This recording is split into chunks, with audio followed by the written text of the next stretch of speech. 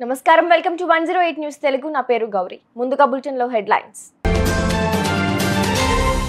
Good news ఏపీకి తొలి వందే metro కేంద్ర మంత్రి రామ్మోహన్ నాయుడు వెల్లడి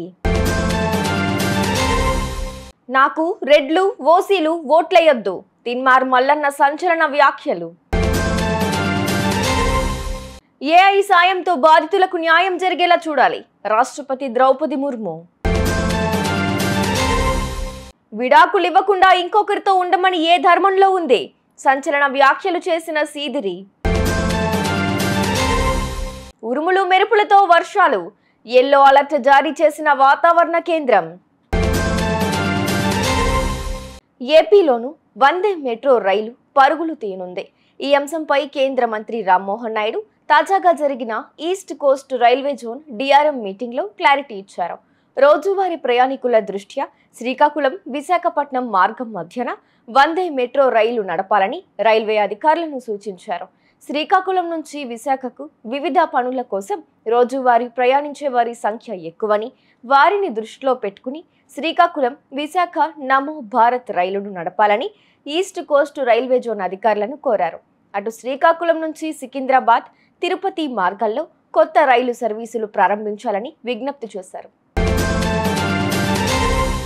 ఒకవేళ వచ్చే ఎన్నికల్లో పోటీలో నిలబడితే రెడ్లు ఓసీలు తనకు ఓట్లేయొద్దని ఎమ్మెల్సీ తిన్మార్ మల్లన్న సంచలన వ్యాఖ్యలు చేశారు ఆ కులాల వారి ఓట్లు తనకు అవసరం లేదని తేల్చి చెప్పారు తనకు బీసీల ఓట్లే ఎక్కువవుతాయని ఇవి సరిపోగా ఇంకా మిగులుతాయని చెప్పారు కాగా ఈ నెల 22న జరిగిన బీసీ కుల సంఘాల సదస్సులో మల్లన్న ఈ వ్యాఖ్యలు చేశారు ప్రస్తుతం ఇందుకు సంబంధించిన వీడియో సోషల్ మీడియాలో వైరల్ గా మారింది బీసీలో ఉన్నటువంటి రాజకీయ నాయకులకు కూడా చెప్తా ఉన్న డ్రామాలు బంద్ చేసి సప్పుడు యొక్క ఈ బీసీలు పిలుస్తా ఉన్నారు ఈ జాతి పిలుస్తా ఉంది ఈ ప్రజా సంఘాలు పిలుస్తా ఉన్నాయి ఈ నేతలంతా పిలుస్తా ఉన్నారు వచ్చి వీళ్ళ మధ్యలో నిలబడి వాళ్ళకు మద్దతుగా నిలబడు లేకపోతే ఈ చరిత్ర క్షమించదు మళ్ళా జన్మ లేదు ఉందా పోయిన జన్మలు ఏమన్నా నీడు ఉన్నారా కుసూరాయిన్లా ఉన్న జన్మల్ని ఏదైనా చేసిపోవాలి ఈ ప్రజల కోసం అందుకోసమే కమిటెడ్గా మహా అయితే పోయేది ఏం లేదు భాయ్ సాబ్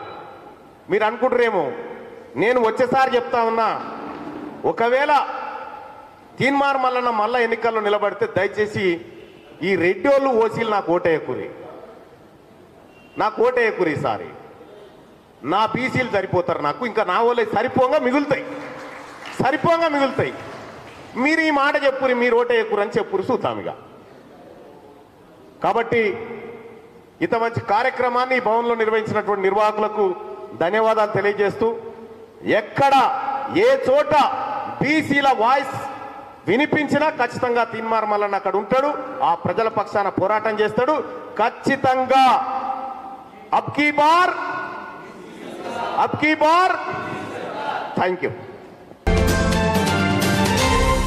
ప్రపంచవ్యాప్తంగా ప్రస్తుతం సాంకేతికంగా ఎన్నో మార్పులు వస్తున్నాయని న్యాయ వ్యవస్థ కూడా కృత్రిమ మేధను మరింత ఉపయోగించుకుని బాధితులకు న్యాయం జరిగే విధంగా చూడాలని రాష్ట్రపతి ద్రౌపది ముర్ము అన్నారు ధనికులతో పోలిస్తే పేదలు న్యాయం పొందలేకపోతున్నారని మెరుగైన సమాజం కోసం ఈ విధానంలో మార్పు రావాలని రాష్ట్రపతి అన్నారు స్వాతంత్ర పోరాటంలో గాంధీజీ న్యాయబద్ధంగా సత్యాగ్రహ దీక్ష చేసి ఆదర్శంగా నిలిచారని ముర్ము అన్నారు Dear students, advocates are officers of the courts. As advocates, you will have a duty to assist the court in dispensing justice apart from taking care of the interest of your clients. Many of you may be joining corporate entities or legal firms as advisors of associates. It is your duty to give your advice in line with high ethical standards. Whatever role you choose as a legal professionals, always stick to the values of integrity and courage. Speaking truth to power makes you more powerful. I have observed that girl students have outnumbered boys as medal winners. Although the total number of girl students who received degrees today is a little less than that of the boys, I have seen this pattern across many institutions of higher education. This demonstrates that despite several limitations which they still have to face, our daughters are making us proud with their excellence.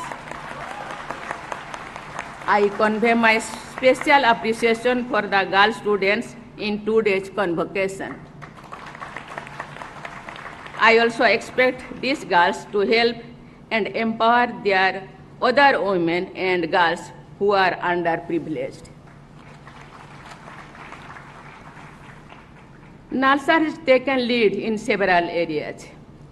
In today's convocation, members of bar and bench are gathered here. Every segment of the society is a stakeholder in promoting safety of women. I urge upon NALSA, including its alumni, to enlist the support of all stakeholders and help in setting up a nationwide network of women advocates and law students.